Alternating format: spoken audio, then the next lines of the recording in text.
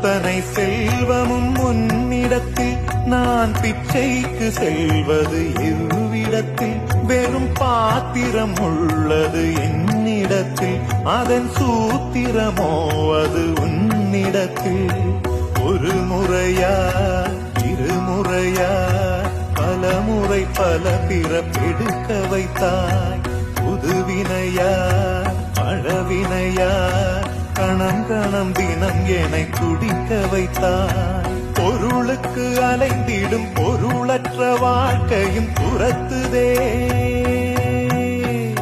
உன் அருள் அருள் அருள் என்று அலைகின்ற மனம் இன்று பிதற்றுதே